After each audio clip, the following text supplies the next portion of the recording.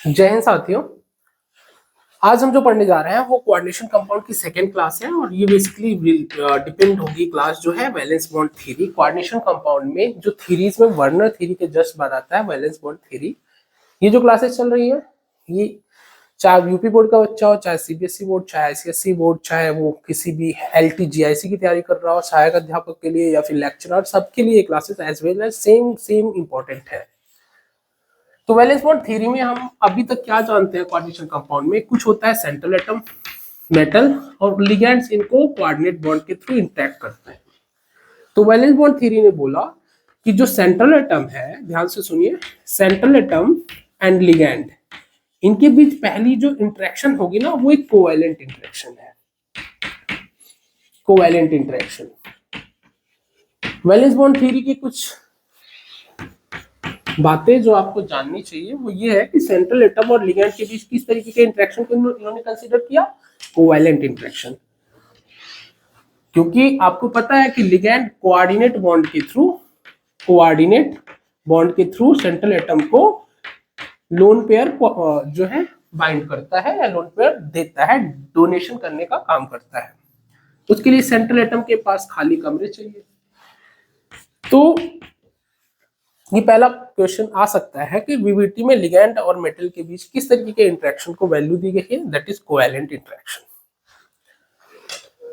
अगली जो बात आपको दिमाग में रखनी है कि मेटल जितने भी लोन पेयर देगा, सेंट्रल एटम के पास उतने खाली कमरे होने चाहिए। सेंट्रल एटम के पास, क्या बोलने जा रहा हूं, सेंट्रल एटम के पास पूरी तरह खाली, इंपॉर्टेंट है। केमिकल बॉन्डिंग में जब हमने पढ़ा था तो हाफ फील्ड पढ़ा था, यहाँ पूरी तरह खाली कमरे चाहिए, पूरी तरह खाली orbitals.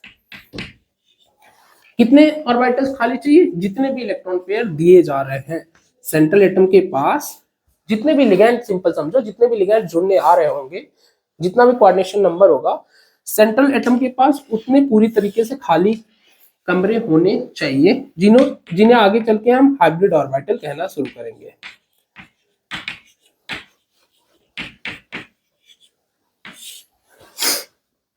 Central atom must have same number of hybrid orbital as the number of ligands are approaching towards it। मतलब सेंट्रल एटम के पास जितने भी लिगेंड आ रहे हैं, जितने भी इलेक्ट्रॉन पेयर देने हैं उनके, उतना भाई साहब के पास जो है हाइब्रिड कमरे होने चाहिए। और वो हाइब्रिड कमरे कैसे होने चाहिए? खाली होने चाहिए। अगली जो इंपॉर्टेंट बात है कि ये जो आपका वैलेंस बॉन्ड थ्योरी है, ये valence bond theory depend on, ये बहुत जरूरी बात है, बहुत जरूरी, सबसे मेन पार्ट तो यही है, depend on the magnetic data of the compound. Magnetic behaviour या magnetic data, magnetic movement of that compound. मतलब किसी भी कंपाउंड का वीबीटी एनालिसिस करने जा रहे हो कि उसका बॉन्डिंग हुआ कैसे है, उसकी ज्योमेट्री क्या है, उसका शेप क्या है, तो सब कुछ जानने के लिए आपको उस कंपाउंड का मैग्नेटिक नेचर, चुंबकीय गुण पहले से पता होना चाहिए कि वो पैरामैग्नेटिक है कि डायमैग्नेटिक है। पैरामैग्नेटिक है तो उसमें कितने अनपेयर्ड इलेक्ट्रॉन्स हैं। ये डाटा अगर आपके पास नहीं होगा तो वीबीटी एक्चुअली बेस्ड ही था मैग्नेटिक डाटा पर, कंपाउंड के मैग्नेटिक डाटा पर। चौथा पॉइंट आप समझ सकते हो कि वीबीटी क्या क्या एक्सप्लेन करता है। VBT explains shape and geometry of that complex, shape and geometry of that complex। ये चार बातें आप समझिए। नहीं समझ पा रहे हो कोई बात नहीं, विद टाइम एग्जांपल के साथ आपको ये समझ में आ जाएगा। वीबीटी क्या एक्सप्लेन करता है? किसी भी कॉम्प्लेक्स की शेप और ज्योमेट्री को। चार बातें रट लेना। एलटी जीआईसी की परीक्षा देने जा रहे हो तो आपको वीबीटी के बारे में इतना मालूम होना चाहिए कि सेंट्रल एटम और लिगेंड के बीच कोवैलेंट इंटरेक्शन होता है। लिगेंड कोऑर्डिनेट बॉन्ड के थ्रू सेंट्रल एटम को इलेक्ट्रॉन पेयर देता है। दूसरी बात कि सेंट्रल एटम के पास उतने खाली हाइब्रिड ऑर्बिटल होने चाहिए। What is meaning of hybrid orbital अभी हम सीख जाएंगे। जितने भी लोन पेयर्स या जितने भी लिगेंड्स उसकी तरफ अप्रोच देने के लिए आ रहे हैं, उतने खाली ऑर्बिटल होने चाहिए। मान लो कोऑर्डिनेशन नंबर 6 है तो सेंट्रल एटम के पास 6 खाली हाइब्रिड ऑर्बिटल होने चाहिए। कोऑर्डिनेशन नंबर 4 है हमारे केस में, सिलेबस में, तो सेंट्रल एटम के पास 4 खाली ऑर्बिटल होने चाहिए, जिनको बोलते हैं हाइब्रिड ऑर्बिटल। सबसे इंपॉर्टेंट बात कि वीबीटी किस पे बेस्ड है? मैग्नेटिक डाटा पर। ये सवाल भी आ सकता है कि valence bond theory coordination complexes में किस डाटा पर बेस्ड है? Magnetic data. अगर उस कंपाउंड का मैग्नेटिक नेचर नहीं पता है तो वीबीटी फेल है, वीबीटी कुछ नहीं बता पाएगा उसके बारे में, ठीक है। और वीबीटी क्या एक्सप्लेन करता है? वीबीटी शेप और ज्योमेट्री को एक्सप्लेन करता है। चलो ये बात क्लियर है, मैं इसको रफ करूंगा।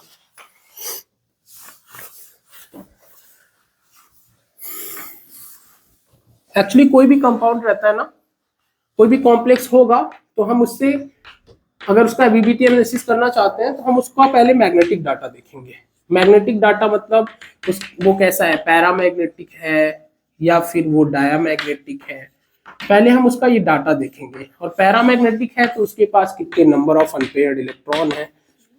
जब हमें ये पता चल जाता है तब हम उसकी शेप और ज्योमेट्री आराम से वीबीटी एनालिसिस के थ्रू बता सकते हैं। Number of unpaired electrons.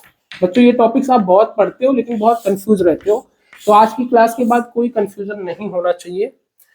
कौन स्ट्रॉन्ग फील्ड लिगैंड, कौन वीक फील्ड लिगैंड, वीबीटी इसके बारे में कभी भी नहीं बताता, ठीक है। ध्यान से सुनना, VBT never tells about the nature of ligand.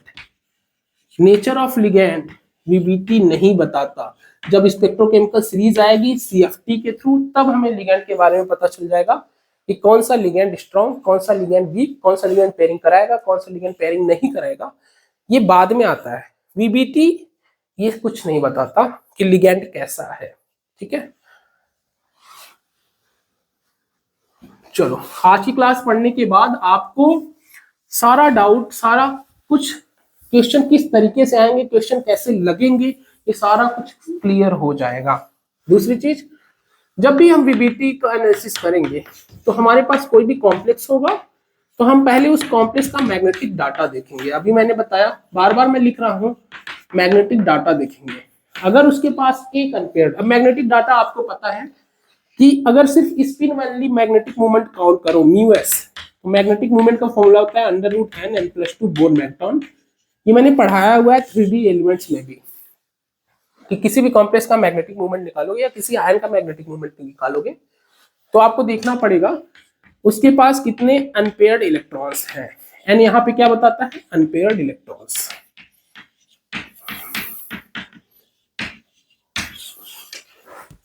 अब देखो ध्यान से सुनना, आप रट लेना, अगर किसी कॉम्प्लेक्स के पास 1 अनपेयर्ड इलेक्ट्रॉन है उसके म्यू की वैल्यू आएगी 1 + 2 √3। डाटा याद कर लेना 1.73 बोर मैग्नेटॉन। ये जरूरी है, ये डाटा जरूरी है, डाटा डायरेक्ट याद कर लो। किसी के पास अगर एक अनपेयर्ड इलेक्ट्रॉन है तो 1.73 bore magneton, bore magneton unit है। 2 अनपेयर्ड इलेक्ट्रॉन है तो मैग्नेटिक मोमेंट की वैल्यू आएगी 2.82 बोर मैग्नेटॉन। 3 अनपेयर्ड इलेक्ट्रॉन है तो मैग्नेटिक मोमेंट की वैल्यू आएगी हमारे पास 3.81 बोर मैग्नेटॉन। 4 अनपेयर्ड इलेक्ट्रॉन है तो मैग्नेटिक मोमेंट की वैल्यू 4.87 बोर मैग्नेटॉन। 5 अनपेयर्ड होगा तो मैग्नेटिक मोमेंट की वैल्यू आएगी 5.89 बोर मैग्नेटॉन। ये भाइयों मेरे, इसको रट ही लो, इसको रट लो। एग्जाम निकालना है तो इसको रट लो।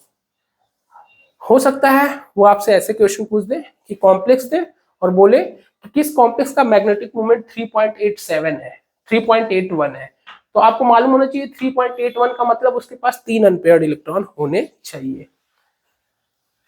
तो वैल्यूज रट लो।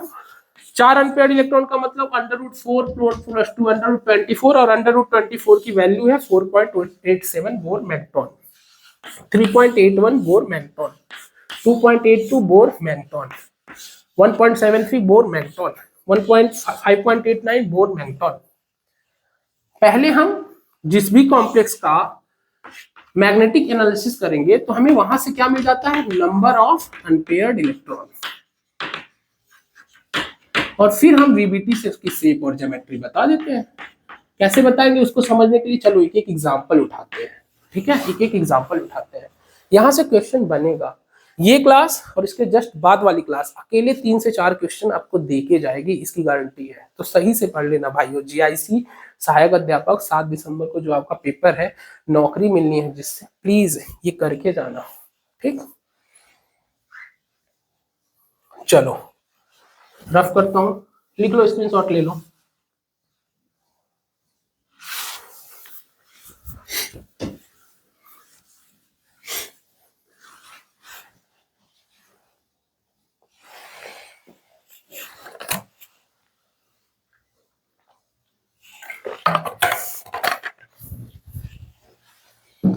चलो सवाल जहां से लगेंगे हम वहां चल रहे हैं जल्दी जल्दी। एक एग्जांपल समझो, K4FeCN6। जरा इस एग्जांपल को समझना, बड़ा फेवरेट है, कई जगह पूछा जाता है। तो आपको जब भी पीवीटी एनालिसिस करना है तो दो चीज करनी है। सबसे पहले इसका कोऑर्डिनेशन नंबर कितना है, 6। CN मोनोडेंटेट लिगेंड है, 6 जुड़े हैं, तो कोऑर्डिनेशन नंबर आप फाउंड करना 6। हमारे सिलेबस में वीबीटी पढ़ना है कोऑर्डिनेशन नंबर 6 का और कोऑर्डिनेशन नंबर 4 का। तो आज की क्लास में 6 कंप्लीट कर लेते हैं, इसके जस्ट बाद वाली क्लास में आपका 4 कंप्लीट कर लेंगे। ये सेंट्रल एटम है। तो सबसे पहले ना आप सेंट्रल एटम का ऑक्सीडेशन स्टेट निकालना। कैसे निकालोगे, 4 प्लस है तो इन डब्बे के ऊपर कितना होगा, 4 माइनस। तो Fe को x मान लो, Cn पे हमेशा -1 चार्ज होता है, तो -6 equal to -4, x equal to +2।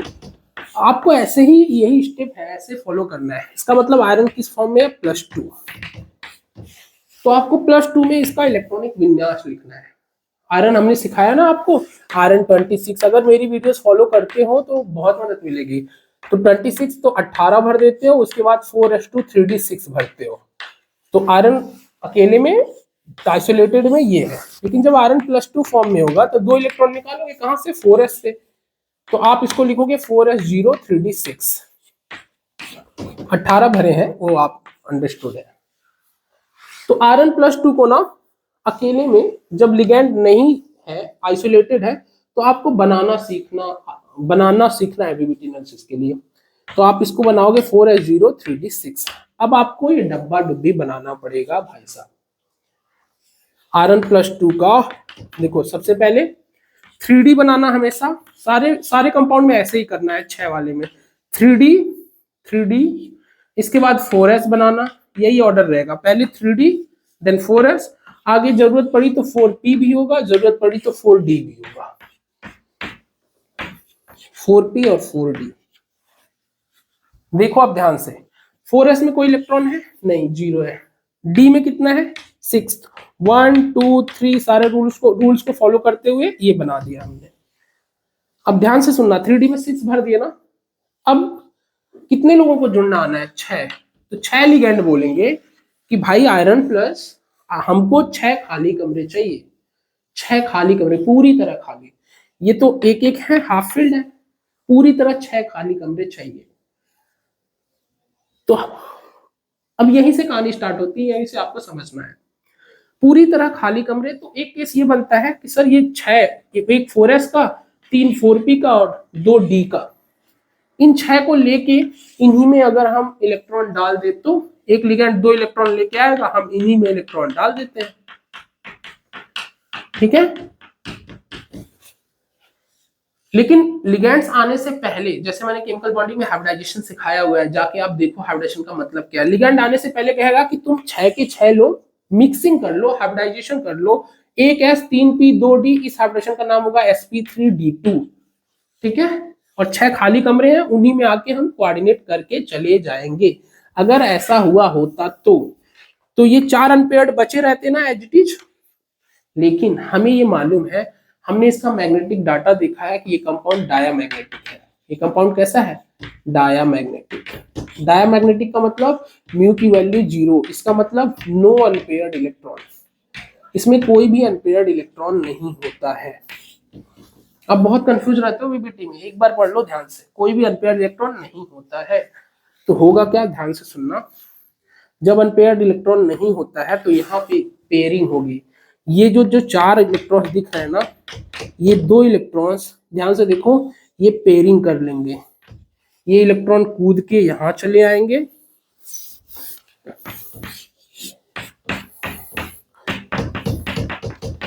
वो दोनों इलेक्ट्रॉन्स पेयरिंग कर लिए।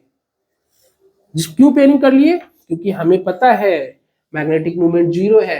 अब पेयरिंग होगा, अब ये दो अंदर वाले डी और ये 4s का एक और 4p का 3, ये 6 लोग ध्यान से सुनिएगा आपस में मिक्सिंग करेंगे और हाइब्रिडाइजेशन का नाम होगा D2sp3। ध्यान से सुनिए D2sp3, और 6 कमरे मिक्स हो जाएंगे आपस में, बराबर एनर्जी लेवल के होंगे, बराबर शेप, सब कुछ शेप, 6 लिगेंड आएंगे, इन्हीं में दो दो इलेक्ट्रॉन दे के आगे बढ़ेंगे। तो ये पूरा जो बनाया ना स्ट्रक्चर, ये एक्चुअल स्ट्रक्चर है FeCN6 जब 6 लोग आके जुड़ गए। ठीक है, ये स्ट्रक्चर है। क्या इसमें, ये देखो, ये कट का मतलब इलेक्ट्रॉन समझो, दो इलेक्ट्रॉन जो लिगेंड से आ रहे हैं, इसलिए इसको कट किया है। क्या इसमें कोई अनपेयर्ड बचा? नहीं, ये भी पेयर हो गए, ये सारे पेयर है ही ऑलरेडी, तो इसमें कोई भी पेयर्ड इलेक्ट्रॉन नहीं हुए। इसका मतलब इसमें आयरन की जो हाइब्रिडाइजेशन होगी, इसमें D2sp3 हाइब्रिडाइजेशन होगी इस ज्योमेट्री में। ध्यान से सुनिएगा, जब अंदर वाले 2 डी यूज हुए हैं, 3D के 2 डी यूज हुए हैं, एक केस मैंने वो भी बताया था जब बाहर के 2 डी यूज हो रहे थे, जब अंदर वाले यूज होंगे तो इसको इनर ऑर्बिटल कॉम्प्लेक्स भी कहते हैं, इनर ऑर्बिटल कॉम्प्लेक्स। अच्छा, जब इस तरीके से अंदर के 2 डी यूज होंगे तो हमेशा पेयरिंग का केस लगभग आएगा। इस तरीके कंपाउंड्स को लो स्पिन कॉम्प्लेक्स भी कहते हैं, लो स्पिन कॉम्प्लेक्स। और हमेशा कोऑर्डिनेशन नंबर 6 में शेप जो लिखोगे वो लिखोगे ऑक्टाहेड्रल। तो ये कंपाउंड्स का VBT ने शेप बताया ऑक्टाहेड्रल, हाइब्रिडेशन बताया D2sp3। क्या कोई अनपेयर्ड इलेक्ट्रॉन है? नहीं, 0 अनपेयर्ड इलेक्ट्रॉन, सब कुछ पेयर्ड हो गया। ठीक है, सब कुछ पेयर्ड हो गया। समझो जरा बात को, अभी मैं इसको और आसान कर दूंगा, क्लास के लास्ट तक ये बिल्कुल क्लियर हो जाएगा आपको बस ये जानना है कि मैग्नेटिक मूवमेंट अगर नहीं पता होता तो हम पेयरिंग नहीं कराते। VBT ने हमें ये नहीं बताया था कि Cn- स्ट्रॉन्ग है और पेयरिंग करा देगा। एक्चुअली हम लोग ना ज्यादातर ऐसे ही पढ़ते हैं, हम रट लेते हैं कि Cn- स्ट्रॉन्ग है, पेयरिंग कराएगा, पेयरिंग करा के हम इस तरह D2sp3 दिखा देते हैं। हमने यही कॉन्सेप्ट पहले बनाया हुआ है अपने दिमाग में, लेकिन एक्चुअल में VBT ये नहीं बताता कि Cn- स्ट्रॉन्ग है। हाँ, हम अपनी सहूलियत के लिए ये जान लेते हैं कि Cn- स्ट्रॉन्ग लिगेंड है, वो पेयरिंग कराएगा D2sp3, 0 unpaired electron, diamagnetic nature में ये कंपाउंड एग्जिस्ट करेगा। वही हाल है ना, हमने अपनी चीजों को सिंपल करने के लिए लिख दिया कि Cn- एक कैसा लिगेंड है? स्ट्रॉन्ग लिगेंड है, स्ट्रॉन्ग फील्ड लिगेंड। लेकिन फील्ड वर्ड मैं यूज नहीं कर रहा हूं, फील्ड जब CFT पढ़ेंगे तो स्ट्रॉन्ग लिगेंड लिखो बस। Cn- एक स्ट्रॉन्ग लिगेंड है, अभी अपने दिमाग को सेट कर लो, जो स्ट्रॉन्ग लिगेंड है वो पेयरिंग कराएगा, वो पेयरिंग क्या करेगा? कराएगा। अभी ये आपको समझ में आ जाएगा, ये जो पेयरिंग कराया ना जंप करके, वो पेयरिंग कराएगा। ठीक है, ये कंपाउंड अगर आपको समझ में आ गया तो अब मैं कंपाउंड्स नहीं उठा रहा, कंपाउंड्स बिल्कुल लास्ट में लूंगा एग्जाम्पल के लिए। अब मैं आपको ऑक्टाहेड्रल कंपाउंड्स के केसेस पढ़ाता हूं। ठीक, इस वीडियो में आप ऑक्टाहेड्रल की VBT कोऑर्डिनेशन नंबर 6 की VBT सीख जाओगे, फिर कोऑर्डिनेशन नंबर 4 की, और देन CFT। बस 3 ही लेक्चर होगा। इस क्लास के जस्ट बाद लाइव क्लास होगी जिसमें मैं डाउट्स कोऑर्डिनेशन कंपाउंड्स के लाइव क्वेश्चंस और नोट्स प्रोवाइड करूंगा, तो उस क्लास को जरूर करना, आपके लिए रिवीजन पर्पज के लिए क्लास बहुत जरूरी है।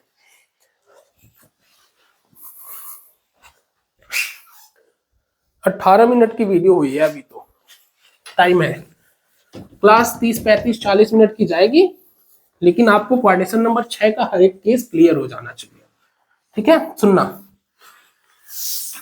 कोई भी कॉम्प्लेक्स आपके सामने आएगा, उसमें जो सेंट्रल एटम होगा वो जनरली सामान्यतः 3D से, कोबाल्ट, निकल, कॉपर, जिंक, ये सब होगा। तो 3D से होगा या फिर 4D से होगा या फिर 5D से होगा। ठीक, अब हम केस करते हैं, हम ना चलो D1 से लेकर D10 तक जितने भी केसेस बनते हैं वो सारे केसेस डिस्कस कर लेते हैं। फॉर एग्जाम्पल, जब भी कहीं D1 रहेगा, D1 का मतलब आप समझ रहे हो ना, ये 3D की बात कर रहा है, 3D, 4s, 4p जनरली खाली होता है, 4d भी खाली, 4s भी खाली होगा जब तक 3d में कितने इलेक्ट्रॉन है? 1 इलेक्ट्रॉन है। जब 3d में सिर्फ 1 इलेक्ट्रॉन है, कोई दिक्कत ही नहीं। कोऑर्डिनेशन नंबर 6 की बात कर रहा हूं, 6 लोगों को जुड़ना है, तो आएंगे अंदर के 2 डी। हमेशा कोऑर्डिनेशन नंबर 6 में या तो D2sp3 होगा या तो हाइब्रिडेशन sp3d2 होगा।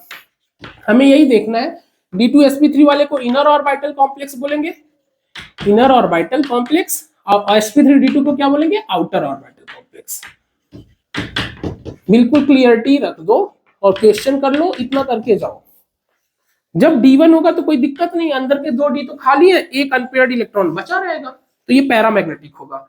हाइब्रिडाइजेशन D1 में और इवन D2 हुआ तो भी कोई दिक्कत नहीं, यही 2 D चाहिए, D2sp3 यूज कर लेंगे हम आगे के। इवन D3 होगा तो भी हम D2sp3 यूज कर लेंगे। तो D1 हुआ, D2 हुआ, D3 हुआ, ऐसे कोई भी केस आएंगे तो इन केसेस में हमें कोई टेंशन नहीं लेना है। हाइब्रिडाइजेशन D2sp3 होगा और ये पैरामैग्नेटिक भी होंगे। ध्यान से सुना, भले ही ये इनर ऑर्बिटल कॉम्प्लेक्स है लेकिन D1 में एक अनपेयर्ड बचा रहेगा ना, क्योंकि D2sp3 6 ऑर्बिट कमरे बनाओगे, उसी में लिगेंड आएगा, 2 इलेक्ट्रॉन देके जाएगा, तो एक तो बचा रह गया ना, 2 तो बचा रह गया, तीसरा भी बचा रह गया। तो इसमें एक अनपेयर्ड इलेक्ट्रॉन, इसमें 2, इसमें 3, ये D2sp3 होंगे, ऑक्टाहेड्रल होंगे और ये पैरामैग्नेटिक होंगे। मतलब मैंने बोला D1 का केस हुआ, D2 का केस हुआ, D3 का केस हुआ, ये लिगेंड कैसा है कैसा नहीं इनको कोई मतलब नहीं, इस तीनों केस में हमेशा D2sp3 बनेगा। ये तीनों केस इंडिपेंडेंट है किसके, nature of ligand, independent of nature of ligand, nature of ligand. ठीक है, जैसे फॉर एग्जांपल सपोज मैंने बोल दिया टाइटेनियम H2O का होल 6 3+, ये कॉम्प्लेक्स आगे आएगा, दूंगा अभी एग्जांपल लास्ट में, पहले केसेस कर लेते हैं, पहले सारे केसेस कर लेते हैं। ठीक है, तो देखो टाइटेनियम ये न्यूट्रल है, टाइटेनियम पे चार्ज कितना आएगा, +3। टाइटेनियम का ऑक्सीडेशन स्टेट होता है, सॉरी क्वाड्रेशन नंबर 22, 4s2 3d2, 3 निकाल दो तो 4s1 3d1, D1 का केस आ गया। तो बताओ इसमें वाटर स्ट्रांग है वीक है, हमें उससे पेयरिंग कराएगा नहीं कराएगा, हमसे उससे कोई लेना देना नहीं, हमेशा D2sp3 होगा, एक अनपेयर्ड इलेक्ट्रॉन रहेगा, चला जाएगा।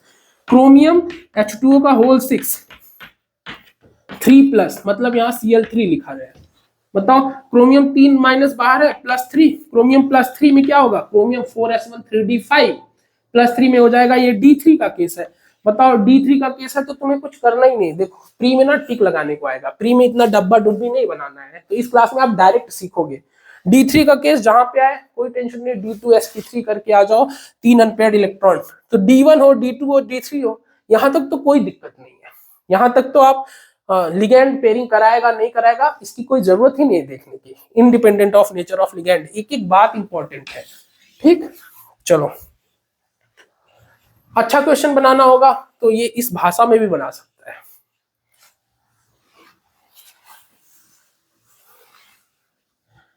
चलो इसको रफ करो। इवन हम D1 से लेकर D10 सारा केस ही कर जाते हैं, फिर हम डायरेक्ट आपका वो लेंगे, क्वेश्चन लेंगे। इवन D8, D9, D10 ये वाला केस जरा देखना। इस केस में क्या होगा, 3D में 1 2 3 4 5, ये 3D होगा, ये किसी भी एटम का 4s होगा, और ये 4p आगे जरूरत पड़ी तो 4d लेंगे। 4d भी बनाओ क्योंकि कभी कभी sp3d2 तो बाहर के 2d यूज होते हैं ना, इसलिए हम 4d बनाते हैं। 3d 4s 4p 4d, कई बच्चों के डब्बा ही बनाने नहीं आता, दिक्कत होगी। अब देखो D8 मतलब 1 2 3 4 5 6 7 8, अगर कोऑर्डिनेशन नंबर 6 का सवाल है, कोऑर्डिनेशन नंबर 6 का सवाल है, तो D8 में ये भरा हुआ है भरा हुआ है भरा हुआ है, इसको अगर तुम पेयर करा भी दोगे तो क्या 2D खाली करा पाओगे, नहीं करा पाओगे। D9 है, D9 का मतलब ये पेयर हो गया, इसमें भी इसको कहां से हम खाली कर पाएंगे, 2 खाली नहीं कर पाएंगे, अंदर के 2D यूज नहीं होंगे, हमें मजबूरी में अब बाहर के ही 2D यूज लेने पड़ेंगे। तो जब D10 है पूरा ही भरा है तो आपको अंदर के लेने की जरूरत ही नहीं है, बाहर का 2D लोगे। जब भी ऐसा केस हो D1 D9 D10, हमेशा आपको बाहर के ही 6 लेने पड़ेंगे। हमेशा हाइब्रिडाइजेशन लिखोगे sp3d2 outer orbital complex. Why this is outer orbital, क्योंकि सर हम इसमें बाहर 4D के 2D यूज कर रहे हैं, इनर वाले में 3D के 2D यूज होते हैं, है ना। तो आप ना ये समझ लो कि D1 D2 D3 हमेशा हाइब्रिडाइजेशन होगी D2sp3 पैरामैग्नेटिक, और आपके पास आप inner orbital complex inner orbital complex, octahedral OH, यहाँ पे sp3d2 outer orbital complex, octahedral.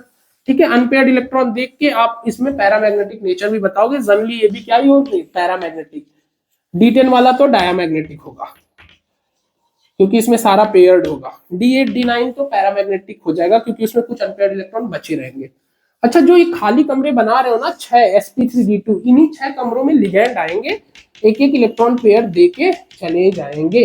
इसीलिए मैंने बोला ना कि VBT में लिगैंड जितनी संख्या में आ रहे होंगे या जितना इलेक्ट्रॉन पेयर इनको देना है, सेंट्रल एटम के पास उतने उतने खाली, पूरी तरीके से खाली कमरे होने चाहिए। केमिकल बॉन्डिंग में हाफ फिल्ड होना चाहिए था, याद करो, यहां पूरी तरह खाली चाहिए।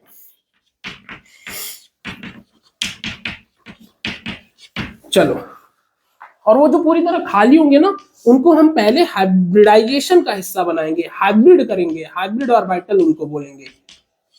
हाइब्रिडाइजेशन क्यों करानी पड़ रही है? अरे भाई, लिगैंड तभी कोऑर्डिनेट करेंगे जब सेम 6 कमरों का सब कुछ, एनर्जी सेम, ज्योमेट्री सब सेम होगा, तब उसमें कोऑर्डिनेट करेंगे कि हाँ 6 बराबर कमरे हैं, 6 में चलो एक एक इलेक्ट्रॉन पेयर दे देते हैं। आई होप ये चीज क्लियर है।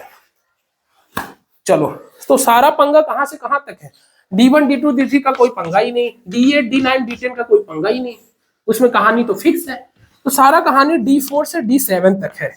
चलो हम इसी पे फोकस करते हैं। कोऑर्डिनेशन नंबर 6 में D4 से D7 वाले कॉम्प्लेक्सेस जो आएंगे उन पे हम थोड़ा फोकस करते हैं। ये मैं रफ करूंगा, स्क्रीनशॉट ले लो। चलो आगे बढ़ो। अब D4 से D7 वाला देखो, इस तरह करोगे ना तो हर एक केस कवर हो जाएगा। इस तरह जब करोगे तो अभी लास्ट में जब क्वेश्चंस पे आएंगे ना तो हर एक केस कवर हो जाएगा। D4 वाला केस देखो, आसानी से करो। D4 3D4 बना लिया करो, कोई लापरवाही नहीं। 1 2 3 4 5 4 ही रखना है, ठीक है। और यहाँ 3D होगा, यहाँ 4D होगा, किसी भी मेटल का, कोई भी मेटल है जनरली 3D से ही होगा। 3D 4D सॉरी, यहाँ 4S होगा और यहाँ पे 4P और यहाँ 4D। अब समझो D4 के केस में अगर 2D खाली कमरे चाहिए ना, अंदर 2 केस हो सकता है, या तो D2sp3 या तो sp3d2। अब ध्यान से सुनना, अगर 2 खाली कमरे हैं, एक को पेयर करा दो तो 2D खाली हो जाएंगे ना। तो जो पेयरिंग कराएगा, यहाँ पेयरिंग मैं लिख रहा हूं कि पेयरिंग होगी, अगर एक को पेयरिंग कराई, देखो पेयरिंग उतना ही कराना जितनी की जरूरत है। हमें 2 ऑर्बिटल की जरूरत थी D2sp3 के लिए, तो हम पेयरिंग एक ही कराएंगे, ऐसा नहीं कि इसको भी उठा के कर देंगे, नहीं, एक ही पेयरिंग कराएंगे। ठीक, जब एक पेयरिंग होगी तो हाइब्रिडाइजेशन क्या यूज हो जाएगा? D2sp3। हाइब्रिडेशन क्या होगा? D2sp3। Inner orbital complex IOC, inner orbital complex को शॉर्टकट में IOC लिख रहा हूं। अब अच्छा, जब एक पेयरिंग हो जाएगी तो ये यहाँ पे आ गया। अब आने वाला लिगैंड यहीं पे अपने 2 इलेक्ट्रॉन देके चला जाएगा, D2sp3, D2sp3। अब इसमें 2 अनपेयर्ड बचे रह गए ना, यही आपको ध्यान रखना है। जब D2sp3 होगा तो 2 अनपेयर्ड इलेक्ट्रॉन होंगे और इसका मैग्नेटिक मोमेंट कितना आ जाएगा? 2.89 या 8182 जो भी है आप देख लेना, बोर मैग्नेटॉन। अच्छा, जो लिगैंड ये पेयरिंग करा लेगा उसको हम क्या बोलेंगे? Strong ligand. क्या बोलेंगे? Strong ligand. अच्छा, कौन सा लिगैंड स्ट्रॉन्ग, कौन सा लिगैंड वीक, अभी आगे इसी पे बात होगी। ठीक, VBT ने तो हमें ये बताया नहीं था, फिर भी हम अपनी सुविधा के लिए कुछ करेंगे। ठीक, sp3d2 कब होगा? जब जब जब ध्यान से सुनना, sp3d2 कब होगा?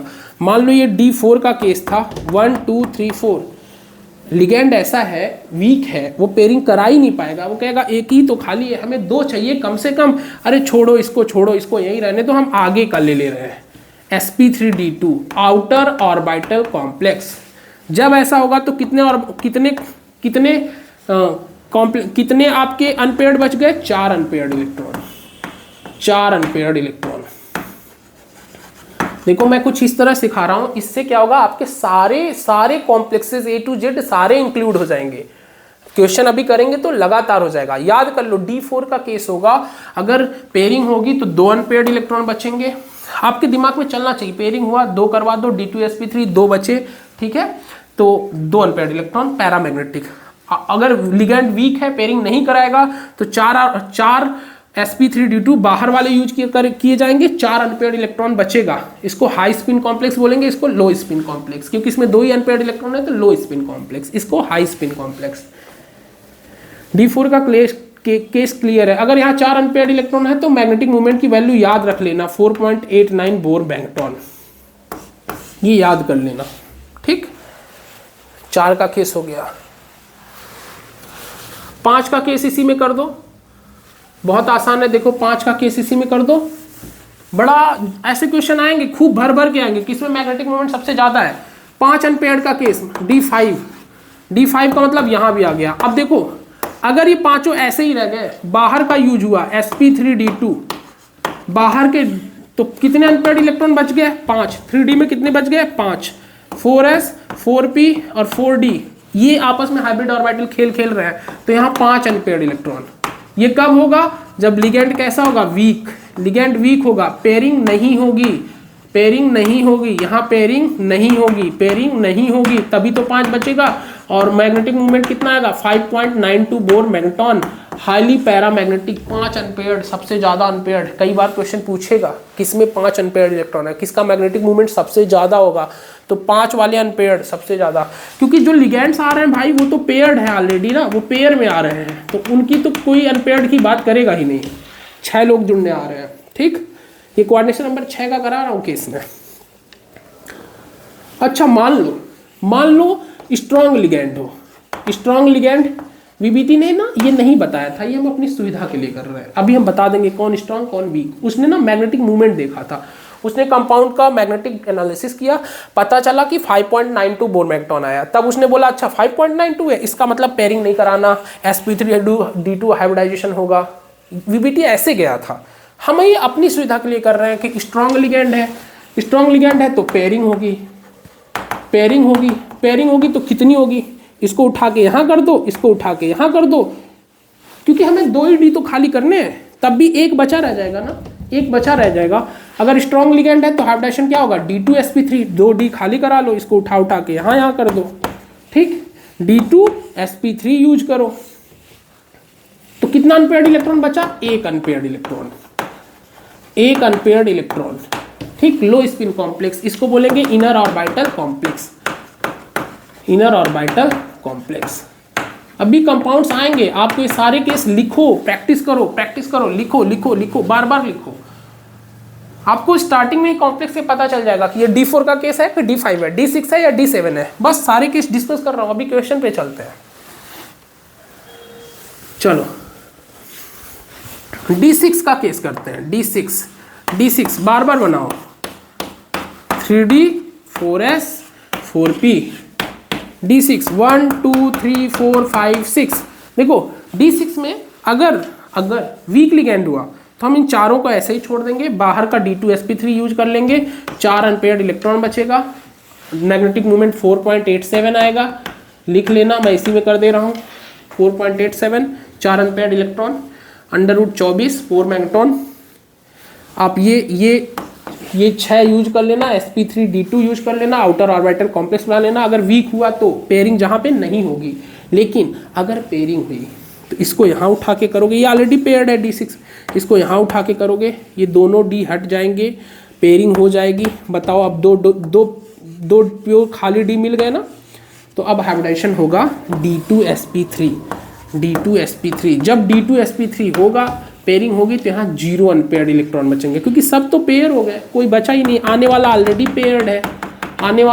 पेयर्ड है, ठीक, तो भाई सब पेयर्ड हो गए, तो यहाँ 0 अनपेयर्ड इलेक्ट्रॉन। और ये केस D6 अगर स्ट्रॉन्ग लिगेंड हुआ, आगे इसको डायामैग्नेटिक बोल दोगे, क्या बोल दोगे? डायामैग्नेटिक। एक लास्ट केस D7 बचा है, लिख लो इसको। एक समझ लोगे, सारा समझ में आ जाएगा।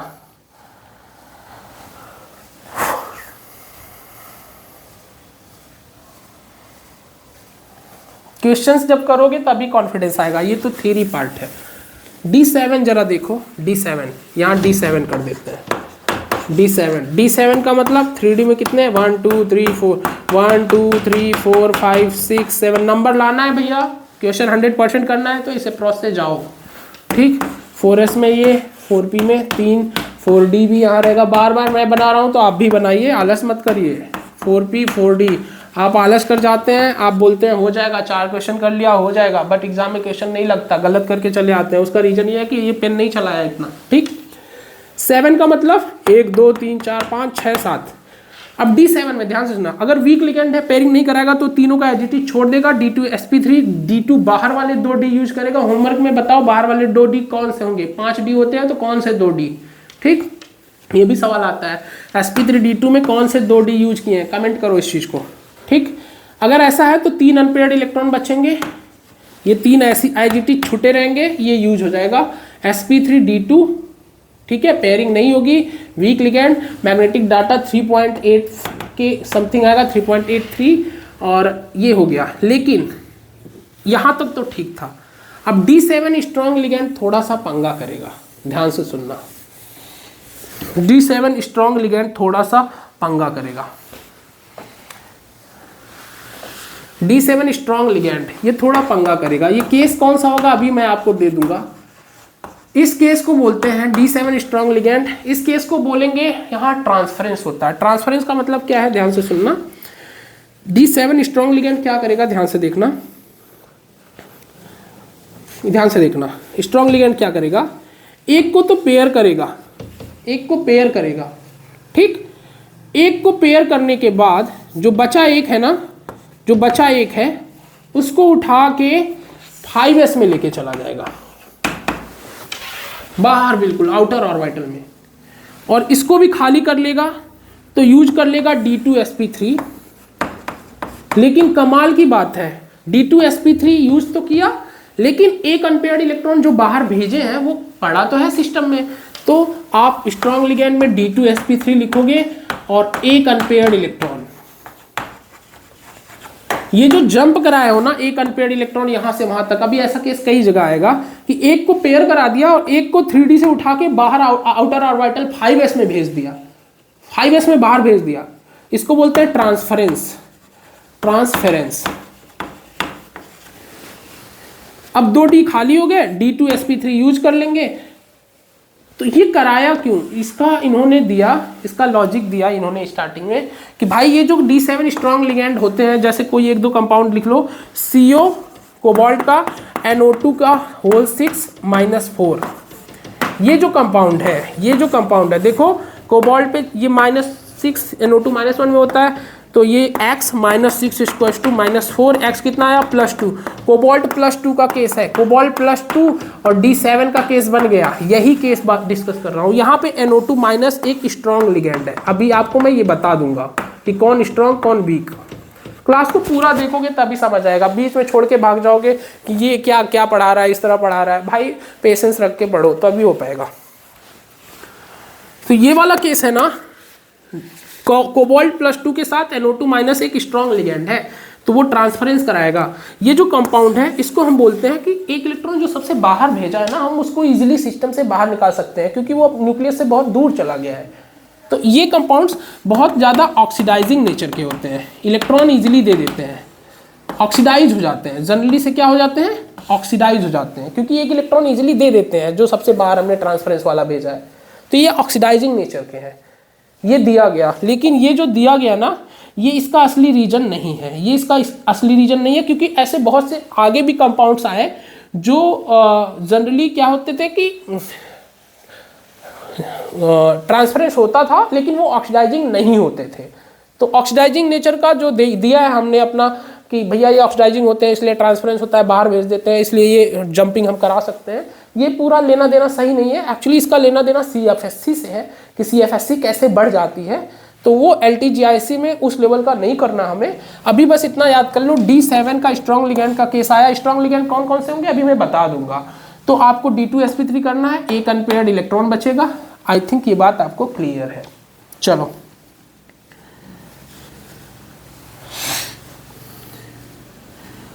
ठीक है,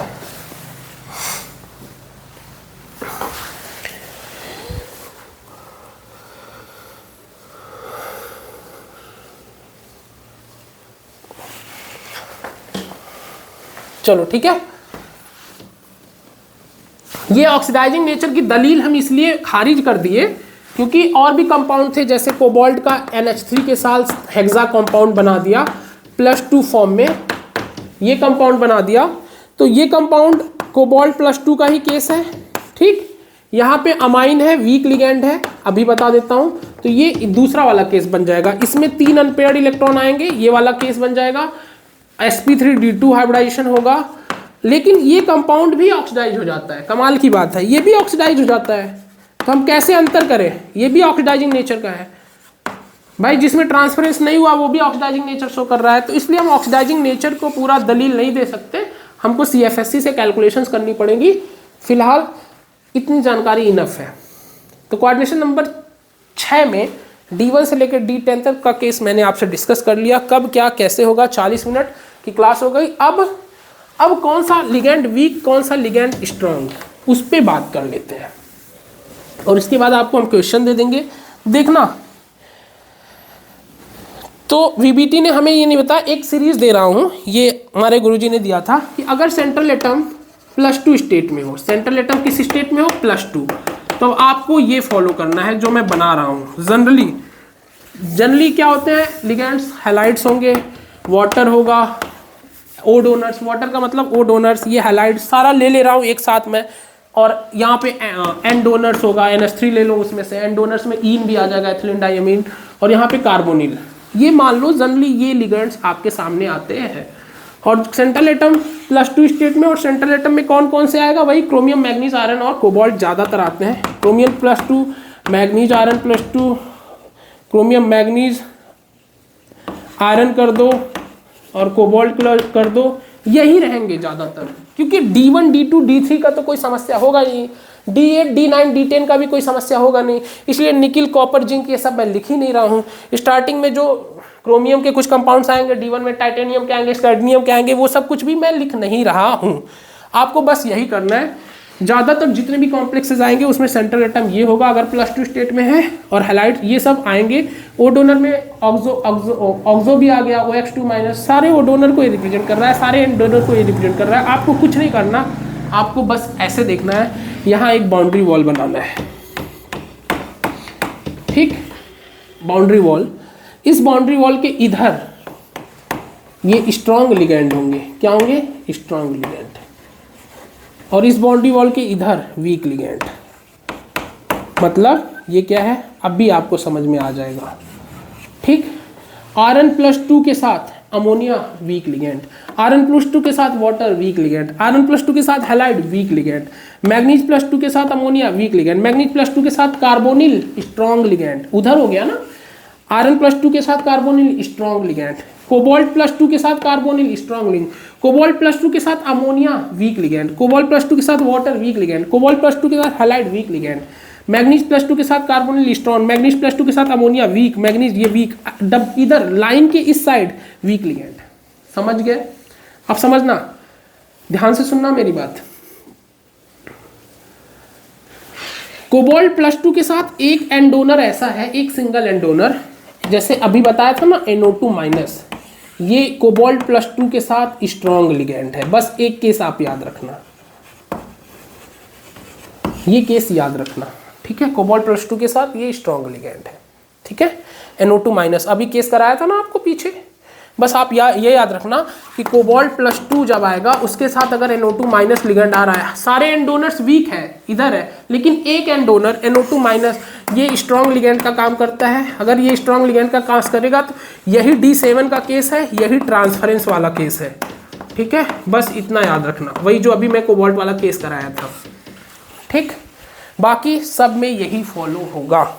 अभी आपको कॉम्प्लेक्सेस देंगे तब समझ में आ जाएगा, आप खुद कर लेना जल्दी जल्दी। अब अगली जो सीरीज, इस सीरीज को बना लो, स्क्रीनशॉट ले लो।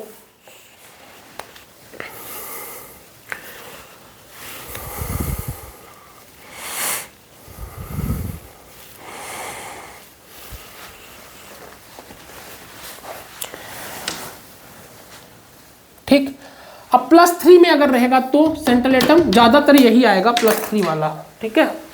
ज्यादातर क्या आएगा, +3 वाला। सेंट्रल एटम किस में रहेगा, +3 में। तो +3 में क्रोमियम +3 में होगा, D3 केस हो गया तो ये तो हट ही जाएगा। D3 का इंडिपेंडेंट है, लिगेंड का क्या रोल है हमें लेना देना ही नहीं, वीक है स्ट्रॉन्ग है, D3 से हमें क्या मतलब है। तो मैग्नीज +3, इसको थोड़ा सा रफ कर देते हैं। NH3। देखो जब भी कहाँ से शुरू करेंगे, मैग्नीज +3, आयरन +3 और कोबाल्ट +3। आपको ये बाउंड्री लाइन शिफ्ट कर देनी है, इधर आ जाना है। सही बनाया हो? कोबाल्ट, आयरन को इधर ही रखो, आयरन को इधर ही रखो, मैग्नीज +3, आयरन +3, कोबाल्ट +3, ये बाउंड्री लाइन इधर ही रखो। ठीक, बस आपको यही याद रखना है, यही याद रखना है। कोबाल्ट +3, आयरन +3, अमोनिया भी उधर रख दिया, वाटर नहीं, वाटर हाँ सही है, ठीक है ठीक है। आयरन +3 के साथ अमोनिया कैसा है? स्ट्रॉन्ग।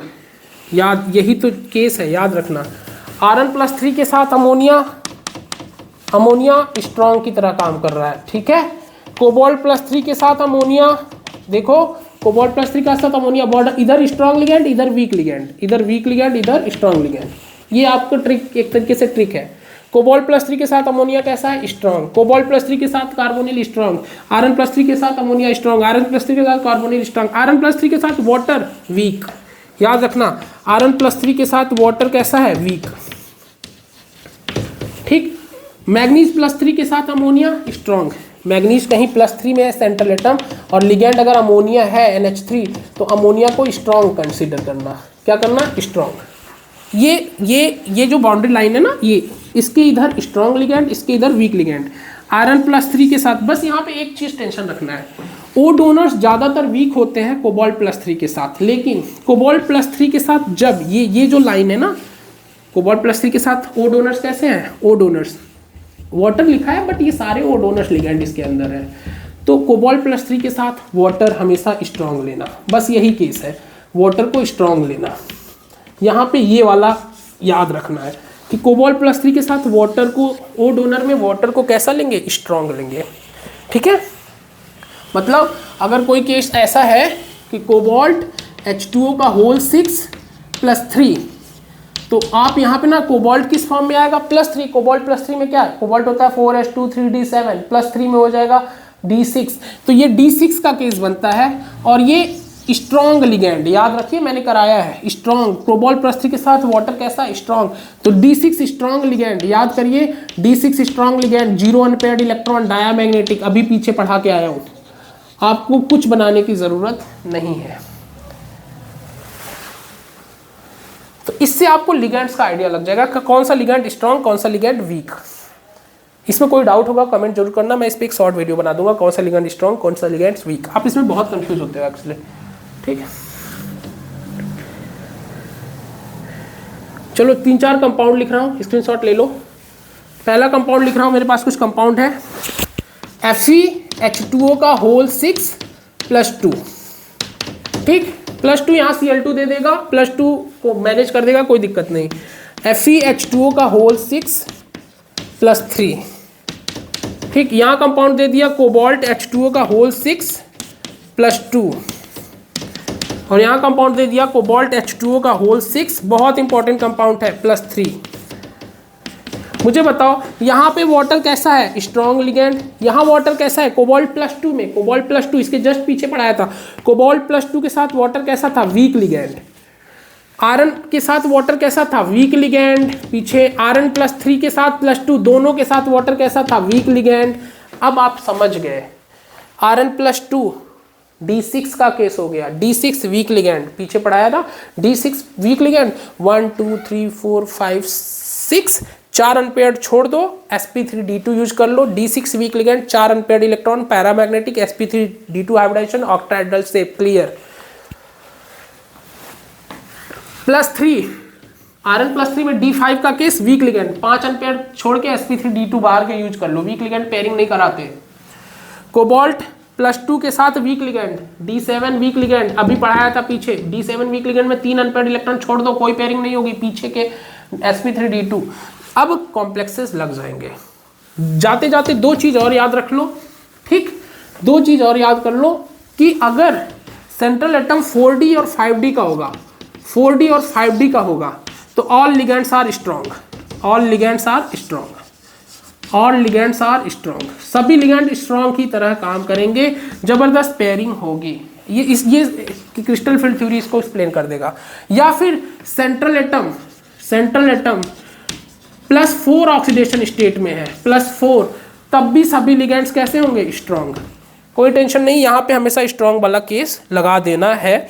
अगर ऑल लिगेंड्स आर, जैसे NiF6 ये केस देखो, तो यहाँ निकिल +4 में आ जा रहा है। देखो x -6 = -2, x कितना आया बेटा भाई मेरे? +4।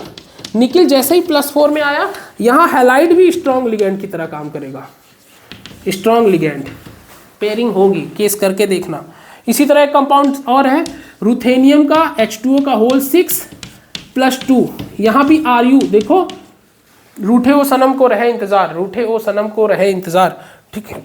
ये 4D से है ना, 4D से है तो H2O कैसा होगा? Strong ligand.